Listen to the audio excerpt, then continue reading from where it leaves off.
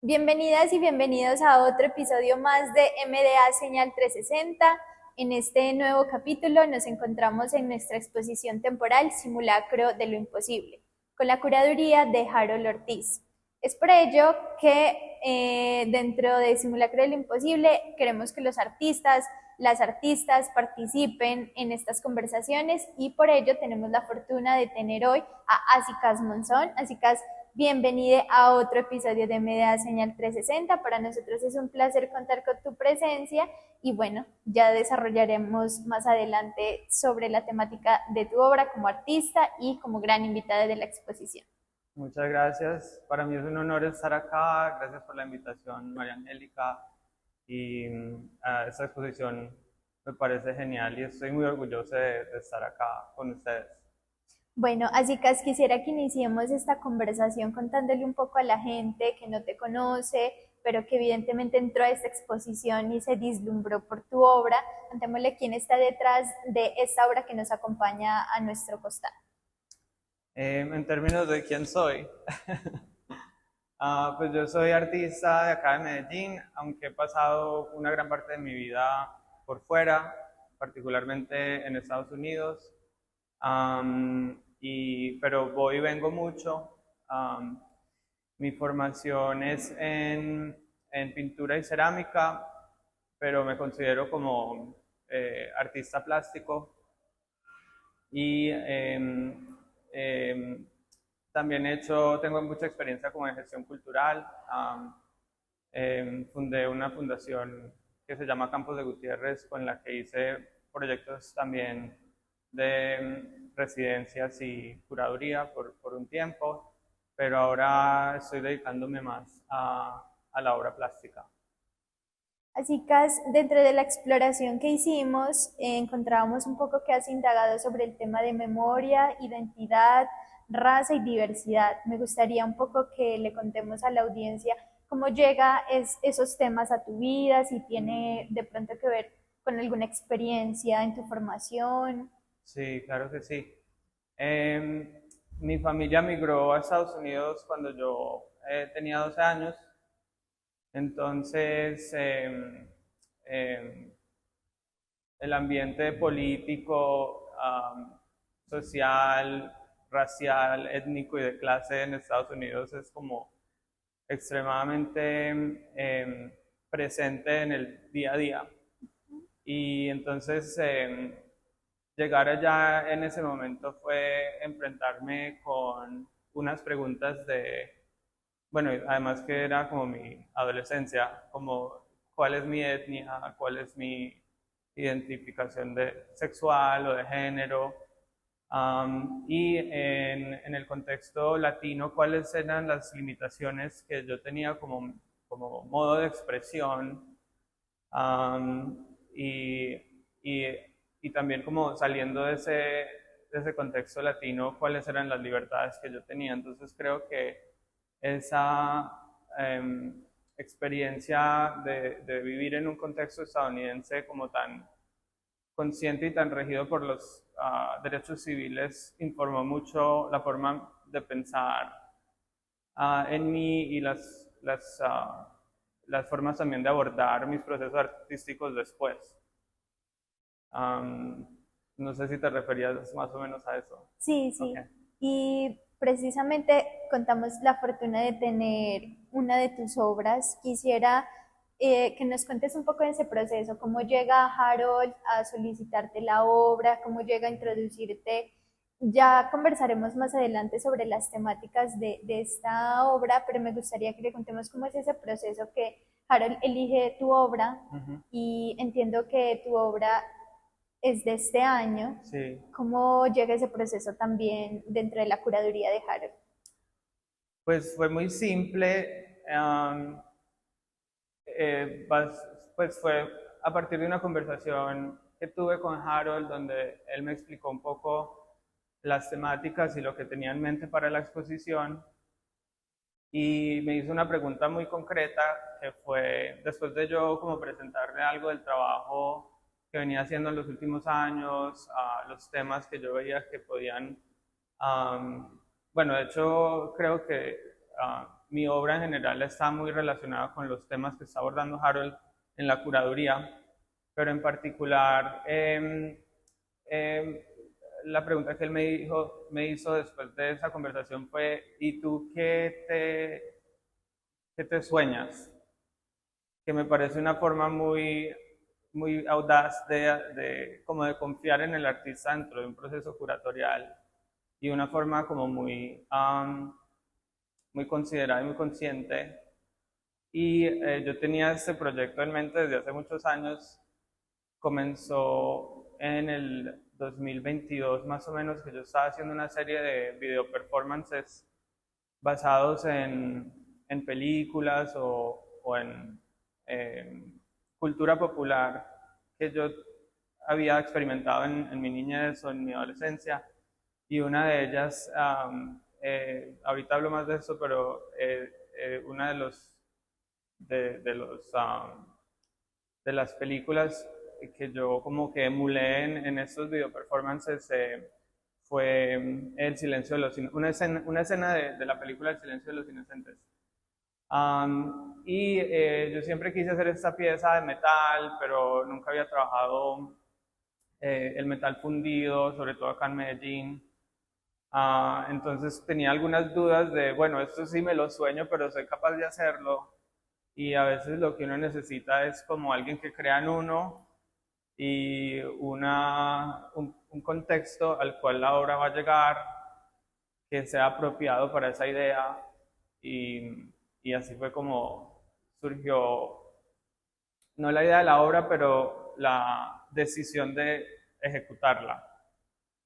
Me tomé el atrevimiento de ver esa escena a la que te refieres del silencio de los inocentes. Me parece que cinematográficamente nos dice mucho y no es Sí, nada alejado a lo que encuentra un visitante cuando ve tu obra. sí, Y es por eso que me gustaría preguntarte, ¿cómo logras esa conexión de evocar esta figura que se extiende, que sí, pareciera desde una posición crítica, individualista tal vez, pero tiene mucho que decirle a su público? sí. ¿Estuvo dentro de tus ideas pensar como que abra los brazos, pero que simule esto? ¿O cómo llegas a ese punto crítico? Pues hay varios referentes. La película del silencio de los inocentes es como quizás el detonante pues para la idea que en el video performance que yo hice, pues em, bueno, empecemos como por como el contenido de la película. La película, el villano en la película es un hombre que está torturando y secuestrando mujeres, y la idea es que este psicópata va a quitarles la piel para vestirse él con la piel de las mujeres. Eso es lo que ese es como el propósito. Y además él está muy obsesionado con las polillas. Entonces, eso, como hay escenas en las películas donde hay muchas polillas, y eso es parte como de las escenas de terror que se muestran. Además, él deja como crisálides de polillas en las bocas de las víctimas, como una marca, un sello de su identidad. Pero yo quería como reivindicar esta idea de trucarse, ¿cierto? Este acto de esconder el pene detrás de las piernas. Por eso la pieza como que no tiene los genitales expuestos. Entonces como que alude a ese acto de trucarse, pero que para mí esta película es como, fue una escena muy fuerte y muy perversa, pues a la que fui expuesta en mi niñez. Y quería como revisitar esa imagen, pero hacerla de una forma que con ese mismo gesto espectacular como que uno ve en esa escena donde James Gunn, que es el villano, se filma y se aleja de la cámara y muestra su pene trucado después de haberse pintado los labios y abre las manos para sostener un chal. Entonces de ahí sale la imagen que también está como emulando a una mariposa en transición o a una mujer también, ¿cierto? Que en el contexto de esta película es algo que genera terror, ¿cierto? Es algo que supuestamente debe de ser perturbador, pero que yo en mi infancia lo vi como un reflejo de mí mismo, porque la única vez que yo había visto a alguien trucarse fue en el espejo. Y esa imagen fue la primera vez que lo vi como en una película o en la cultura masiva. Entonces, para mí era importante que el visitante viera esta imagen no como algo perturbador necesariamente, sino como algo de pronto fantástico, de pronto como mirando a la ciencia ficción como posibilidad de la realidad. Entonces, para mí como lo trans o la identidad de género y la performatividad no es en realidad un simulacro, pero sí con la pieza yo quería como cuestionar el simulacro, quién es el que está simulando. Um, pero en la obra también hay otros referentes, por ejemplo, la imagen del crucifijo, o las imágenes como de retrofuturistas por ser como metálica de lo que uno se imaginaría o se han imaginado las personas que se vería como los seres en el futuro, como por ejemplo la película Brasil de Terry Gilliam, otro referente, y el voguing también está ahí. Entonces, son como recogiendo imágenes históricas o recientes, modernas también, y haciendo una iconografía como de dignidad. Justamente nos adelantamos ya hablando de esas materialidades, pero para los oyentes o visitantes que aún no han podido acercarse a verla, quisiera que les demos como esos detalles de esos materiales. Son uñas postizas Sí, y una malla de cobre. sí. ¿Cómo llegas a elegir esas materialidades y cómo uno pensaría tal vez las personas que no somos artistas que es muy loco combinar, digamos que materialidades muy de esas primeras materialidades y otros objetos que uno podría decir se convierten finalmente en un objeto importante para una obra, como el caso de las uñas postizas? Sí, pues lo de las uñas postizas, bueno, la membrana es como de cobre que sostiene como soporte estas uñas postizas que son planchadas y después pintadas con esmalte de uñas. Es un proceso como muy manual, que realicé con dos artistas de acá de Medellín, Sol Tavares y María Fernanda Zuluaga. Y creamos como este modo de hacer una pieza textil como para solucionar esa parte pues de las alas. Y la idea también era como pensar en estos materiales que son como tan de la feminidad y hacer como una iconografía viable que no necesariamente sea macabra de un personaje que está como alado y que sí, ahí están todos los mismos temas como de Jane Gong en El silencio de los inocentes, pero no necesariamente macabros. Está la transformación, está la feminidad, está La libertad también. exacto, la libertad. Y entonces ahí el material de las uñas es muy relevante por eso. Y la malla de cobre, de hecho, fue una solución como práctica, pero fue un material que se utiliza para tapar los huecos de las ratas, pero que también es un material muy bello. Y eso pues no tiene como tanto significado, pero fue como una solución técnica que es muy bonita, pues parece como un tejido textil. Y me parece chévere que haya tanto metal en la obra. Y los colores, precisamente de la materialidad, le permite, creo yo, que al visitante, porque podrías entrar a la sala, pero si tú la giras o tras de ellas es como el recorrido también. Exacto. Hablando un poco de eso, precisamente como en concordancia con otras obras que la rodean, Sí, ¿cuál crees que es ese punto de inflexión que tiene Truco al ser ubicada, está como en una parte central de la sala? sí, Y también, digamos que estamos en esa primera fase que Harold nos propone. Y en cuanto a pues el simulacro de lo imposible, tener como esa libertad para para el visitante de recorrer cada fase, estamos en identificar el peligro en esa simulación. eso. Sí. ¿Cómo crees que entra Truco a conversar con ella?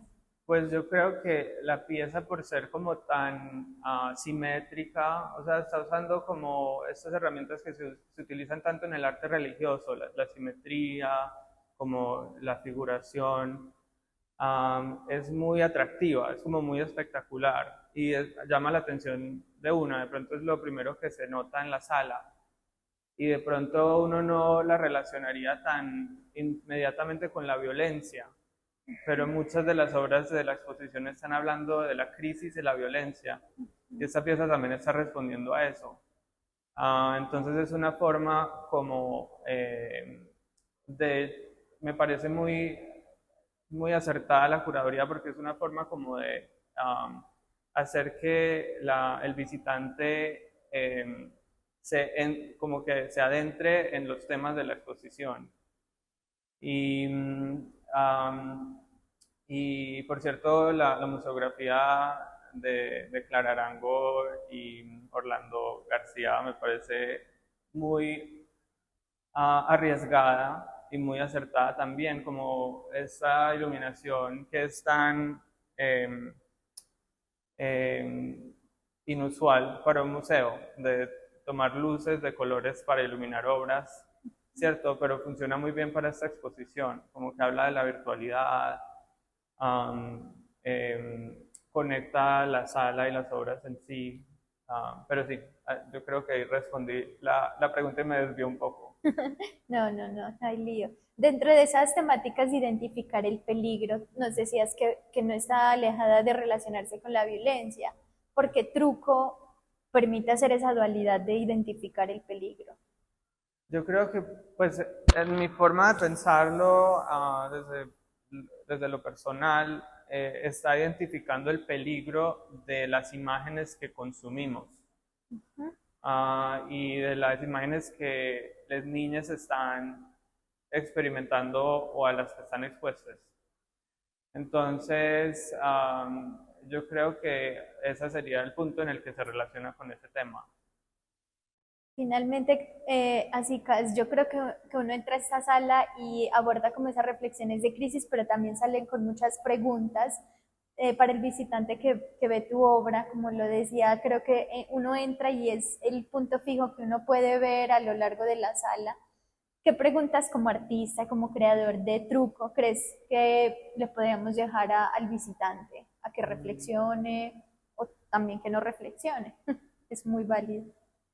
Sí, yo creo que pues la pregunta más importante es como qué es un simulacro y dentro de la idea de la performatividad y sobre todo en cuanto al género, según Judith Butler, como que estamos siempre, el género es como, y la identidad es como algo que practicamos, no algo que está em, fijo desde el momento en que nacemos porque tenemos un órgano sexual masculino o femenino o porque nos asignaron un sexo al nacer. Entonces, yo creo que mucha gente vería a una identidad trans como una identidad de simulación o de simulacro. Y yo no estoy de acuerdo con eso. Pero yo creo que esa sería una pregunta. Y, y también la otra pregunta es lo que ya había como más o menos señalado anteriormente y es como en las imágenes que estamos consumiendo y en am, en en el género, por ejemplo, del terror, cuáles son las fobias que estamos revelando, y a qué estamos exponiéndonos cuando consumimos esas imágenes. Y cuáles son otras formas viables de vivir esas experiencias que no se, o identidades que no se ajustan a las categorías a las cuales estamos sujetos. Yo creo que esas son como dos preguntas que me surgen en este momento. Así, Cas, lamentablemente hemos llegado como al final de este episodio. Me encantaría continuar conversando porque es súper interesante no solo las temáticas, sino la dualidad que plantea Truco. Vale toda la pena venir a verla, pero quisiera que les extendamos precisamente esa invitación de tu parte desde la voz del artista y el creador, por supuesto, de Truco. Bueno, pues les invito a ver la muestra. Hay unas obras muy interesantes. La curaduría está excelente de Harold. Yo, por mi parte, estoy muy orgulloso de estar en esta exposición junto a estos grandes artistas, algunos colegas, algunos héroes míos. Y espero que puedan pasar un tiempo como pensando en cada obra y mirando las relaciones entre cada una. Hay unas nuevas formas de exponer que están muy interesantes. La obra de Tatiana Zambrano está todavía en desarrollo y me interesa mucho lo que va a pasar con esa obra.